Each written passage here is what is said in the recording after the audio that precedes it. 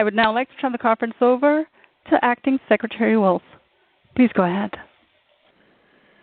All right, good morning or good afternoon. For almost a 60-day period, we have seen our federal properties in Portland, particularly the Hatfield Federal Courthouse, have been attacked by violent criminals, violent opportunists, and violent anarchists. There's no denying this fact. While we have seen nonviolent protests in Portland every day, the violent activity that I have been referring to over the last several weeks and months is not associated with these protests. I want to be clear about this fact. The Department is aware of the national dialogue taking place and will continue to support and defend every American's right to exercise their First Amendment. But there continues to be significant violence taking place in Portland every morning in the early hours of every day for almost 60 days straight at this point. This is the violence. When I talk about the violence in Portland, this is the violence I am referring to. Again, I'm not referring to the nonviolent protests that occur in Portland every day. I think it's an important distinction. I think there continues to be confusion reported about that. We are talking about the violent activity that is occurring.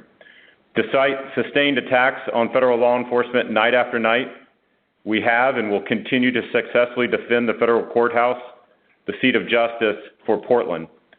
Our federal officers have faced assaults with Molotov cocktails, mortar-style, commercial-grade fireworks, accelerants, IEDs, and other violent weapons. Since July 4th, we've made 94 arrests. We have had over 245 DHS law enforcement personnel injured, and those injuries range from minor to seriously injured, to include several who may have permanent eye damage.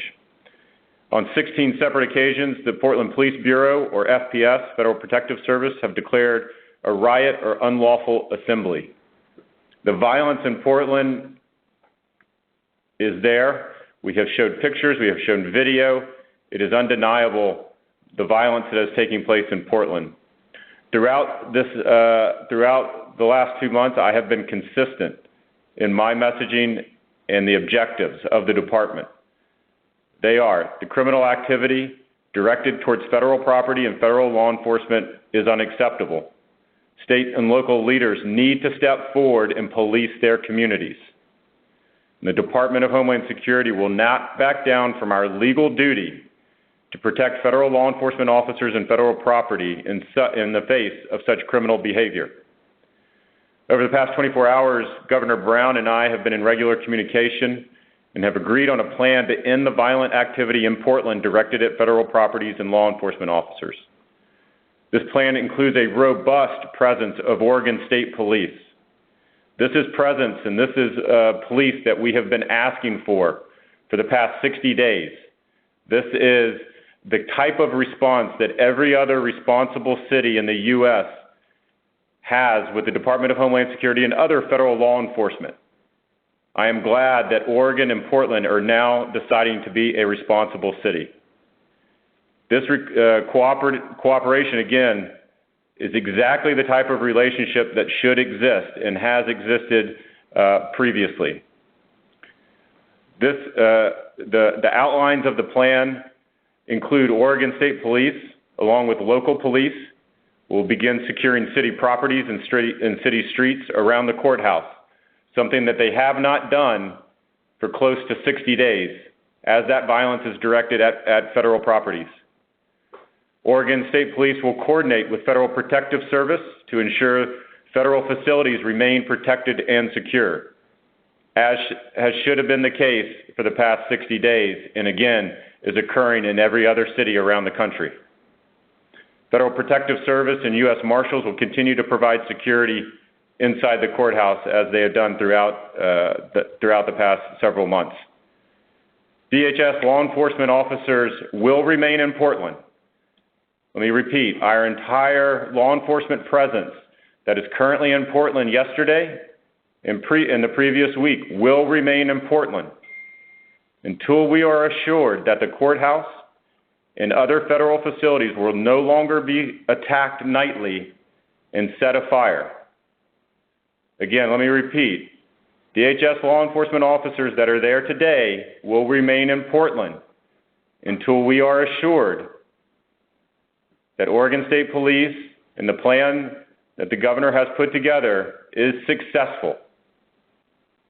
We will continue to reevaluate our force posture over time, as we do at every other Federal Protective Service facility around the country, and we will surge up and we will surge down over time depending on the circumstances on the ground. Throughout the country, federal law enforcement has a cooperative, productive relationship with state and local law enforcement working together towards a common mission, protecting our communities from harm. And again, I hope the steps that we're taking today achieve that common goal in Portland. Let me close before I start taking questions by reiterating a statement that I have made previously, and that is thanking DHS law enforcement officers who have risked their lives for the past 2 months and will continue to do so in the foreseeable future there in Portland. This plan that the governor is outlining is only possible due to their valiant efforts protecting federal property in Portland day in and day out from violent activity with almost no to little help from state and local law enforcement. They've done that for 60 days. Portland is unique. No other city in the country has refused to work with federal law enforcement like Portland has. I'm glad that they are finally seeing the errors of their way and stepping up and doing what they should have been doing for the past 60 days, and that is partnering with federal law enforcement to do their job. Thank you. I'll take questions. If you would like to register a question, please press the 1 followed by the 4 on your telephone. You will hear a 3-tone prompt to acknowledge your request. If your question has been answered and you would like to withdraw your registration, please press the 1 followed by the 3. One moment, please, for the first question. Our first question comes from the line of Luke Barr with ABC News. Please proceed with your question. Hi, Acting Secretary Wolf. Thanks for doing this. I'm curious, what is the threshold if the state doesn't acquiesce to or do an adequate job? How do you measure that? And are you worried that they're not going to do as good a job as the federal agents in Portland now are? Okay. So a couple of different ways to answer that. One would be we're going to lean on our individual operational folks that are there on the ground. We have folks from FPS, obviously, in Portland that are in charge of the federal security of not only the Hatfield Courthouse, but other federal properties there. They're going to coordinate with Oregon State Police to make sure that their deployment is successful, and we want that deployment to be successful. I think we'll have to see on what it is they do. We'll have to see how it is that the criminals adjust and what they want to do to, again, attack that federal courthouse night after night. And we'll make those assessments as it goes forward. We're not going to do that quickly. We're going to see, because we know, if we say, okay, we're leaving, and we know that the criminals are just going to wait and then attack the courthouse again. So we've got to be sure that the plan is in place, it's solid, and it works night after night after night.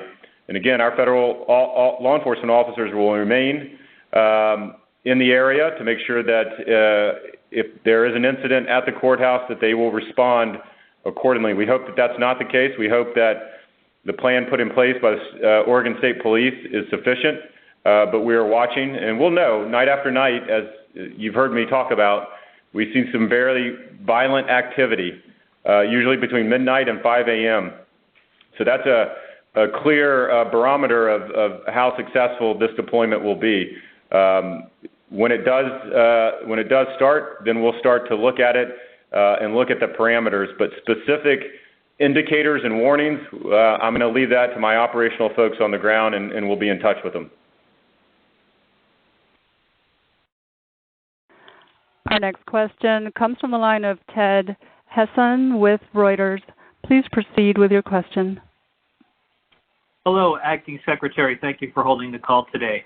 I wanted to know what prompted this change. It seemed as if you and Secretary or Attorney General Barr had been defending these forces and having the federal presence there for some time.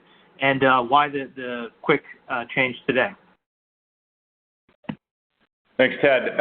To be clear, we did not change. So the AG has been very clear. I have been very clear. We're going to continue to protect our facilities in Portland, and we will continue to do that. The governor reached out is what changed. The governor reached out, and again, I have been very clear at the beginning, I need state and local law enforcement to step up to the plate. The governor made that decision finally around day 57, decided to be a partner, and reached out to us to offer Oregon State Police. Why that did not occur on day 10, I don't know. But we took her, we started talking and starting to put together the parameters of a plan. And again, it's what we've been calling for. It's what we've been asking for. We need state and local officials to police their streets to keep these violent criminals away from the federal courthouse. We can protect the federal courthouse, but if you allow hundreds and thousands of them to congregate on city streets and in city parks, it's going to have a limited effect. So I'm glad that she changed her mind. I'm glad she reached out.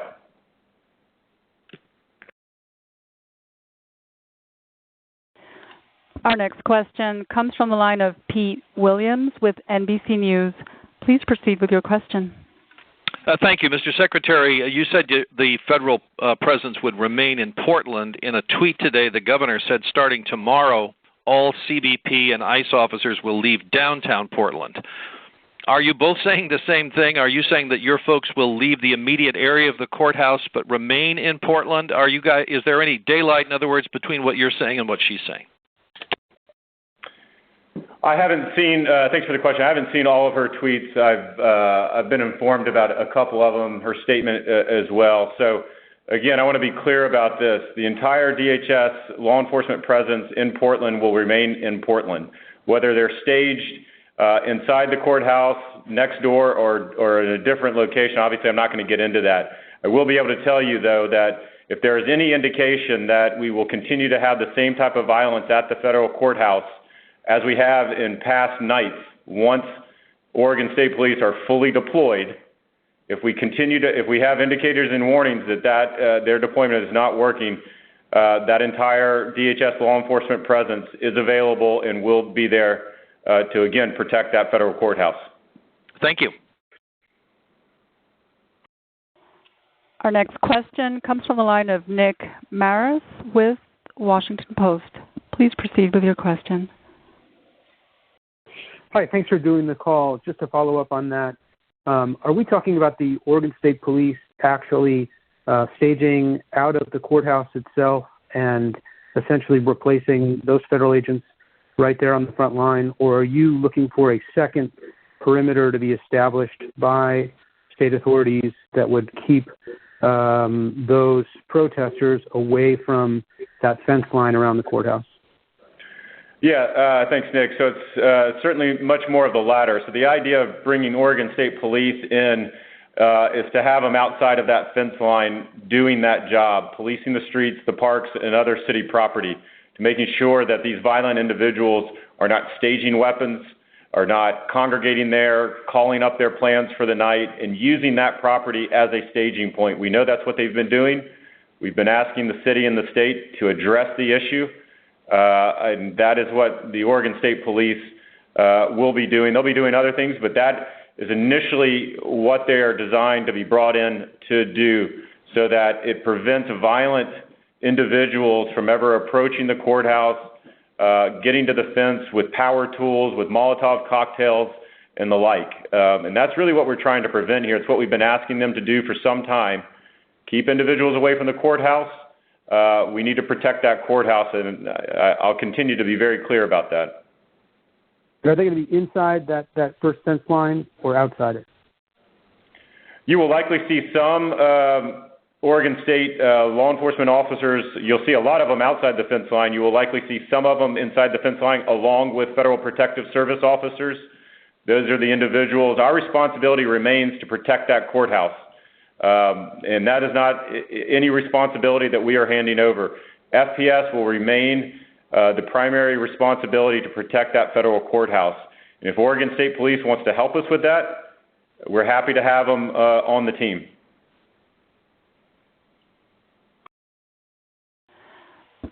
Our next question comes from the line of Zolan Kano-Youngs with New York Times.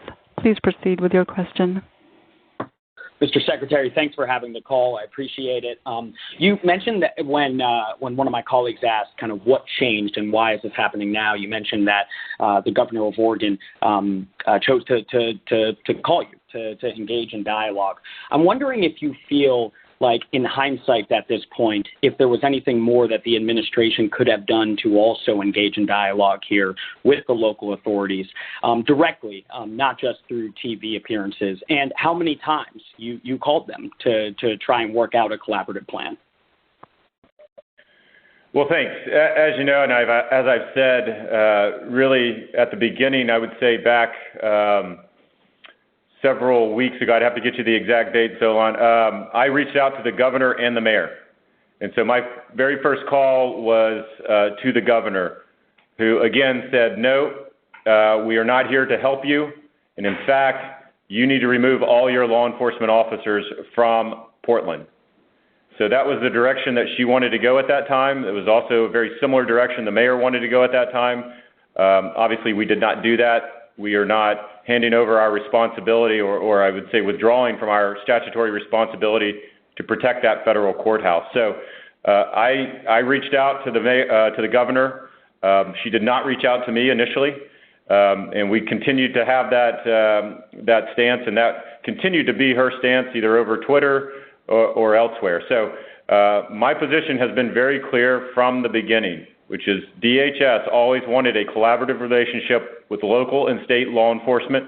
We welcomed we would welcome them to address the violent activity in Portland at the courthouse. And we had discussions really at the operational level there in Portland.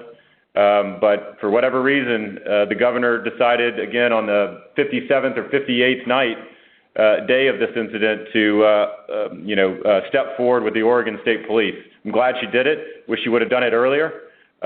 We would have been able to address this situation very differently. Our next question comes from the line of Christian Daytalk with Daily Caller. Please proceed with your question. Yeah, thanks, Secretary Wolf.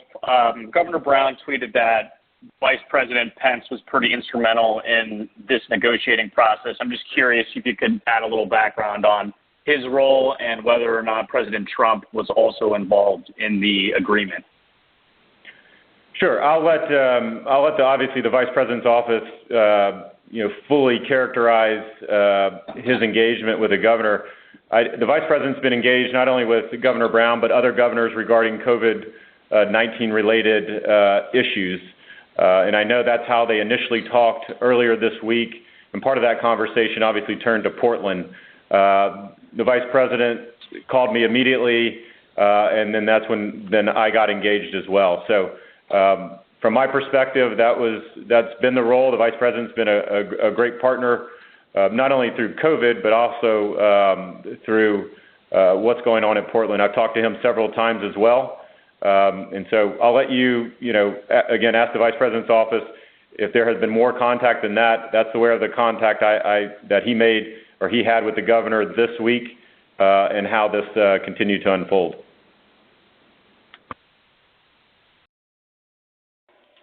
Our next question comes from the line of Dara Lind with ProPublica. Please proceed with your question. Thank you very much, Secretary Wolf, for having the call. I'm wondering, as you guys look for Oregon State Police to step up, do you plan to stop referring charges to DOJ for federal prosecution, including for some petty offenses not involving violence? And if that is in the plan, is there any contemplation of asking DOJ to drop those charges that have already been filed? No, I'm not sure I understand the question, other than to say, as individuals,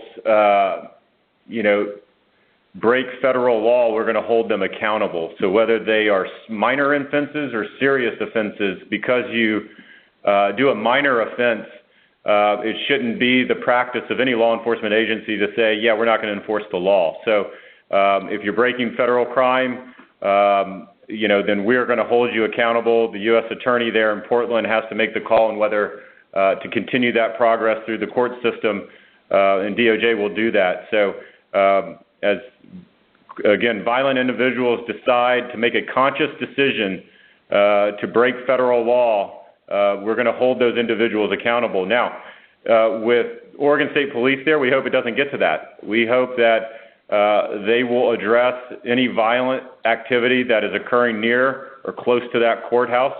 Again, that's what occurs in every other city across the country, so we hope that is what's going to occur as well.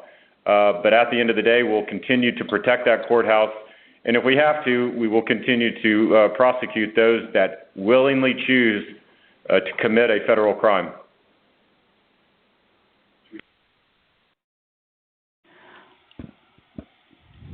Our next question comes from the line of Jillian Melchior with the Wall Street Journal. Please proceed with your question.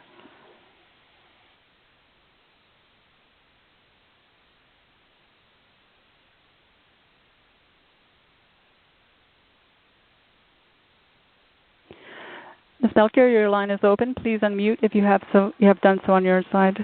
Your line is open. Yeah, thank you for taking my call.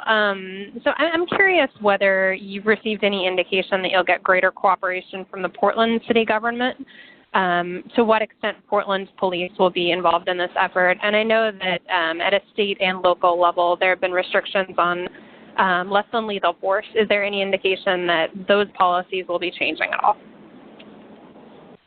Well, on that last question, I'll let you ask Oregon State Police on that. What I will tell you is that the governor's office and then Oregon State Police are coordinating with Portland Police Bureau to, again, provide some assistance as well. As you know, there are city council passed resolutions, so there are legal prohibitions that Portland Police cannot coordinate and come to the assistance of federal law enforcement. So, look, we would like to talk with them. We would like to coordinate with them.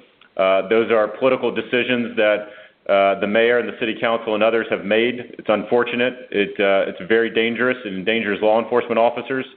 So we'll rely on Oregon State Police. We'll coordinate with them, and they will obviously coordinate with Portland Police. I don't believe they have the same restrictions in that coordination between Portland and the Oregon State Police Department. So that's how that will work. We're hopeful that Portland City Council and others will remove those restrictions so that we can coordinate directly with them and, again, bring the violence to a close.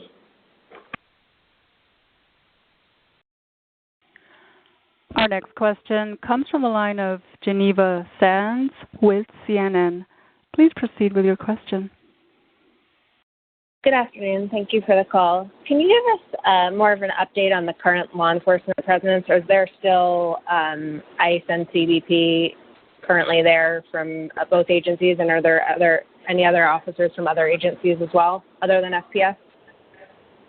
No, our force posture in Portland remains as it has been. So it's been FPS officers, we have ICE officers, and we have CBP officers. And those individuals are still there and will remain there, again, as I said, until we see that the plan is working, until we see that the courthouse is not continually attacked and tried to be, burned down night after night after night. So they're there today, and they'll remain there until that's the case.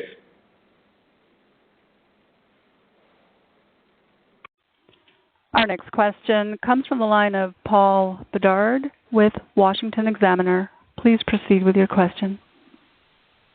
Thanks. Secretary, that raises the question of what the governor was saying today. She says starting tomorrow, customs and ICE officers will leave downtown.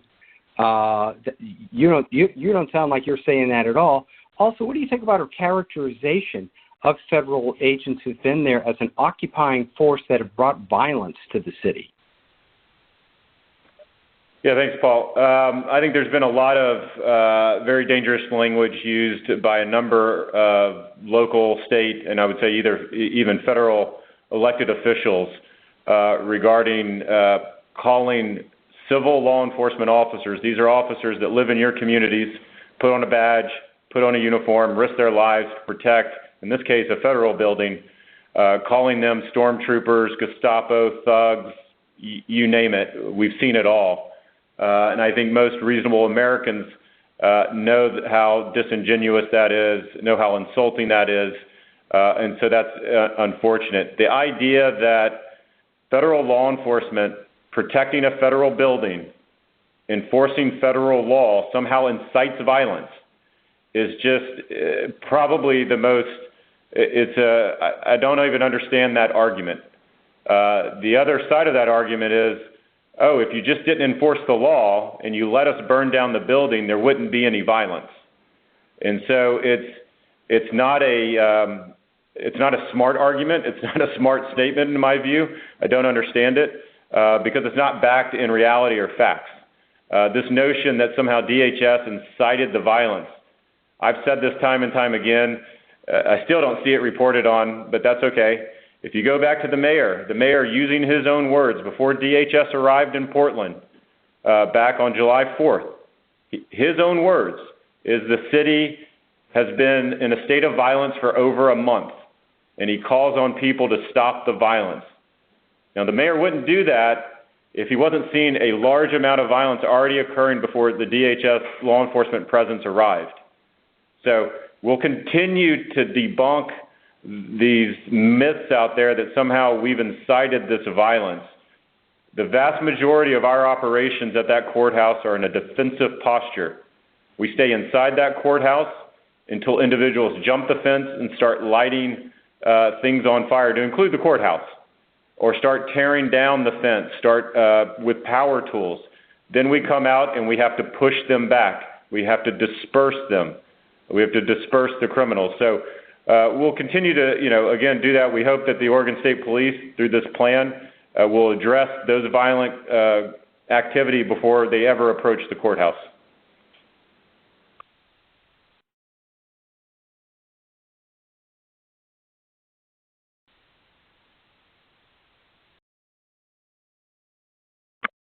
Okay, thanks everyone. Appreciate it.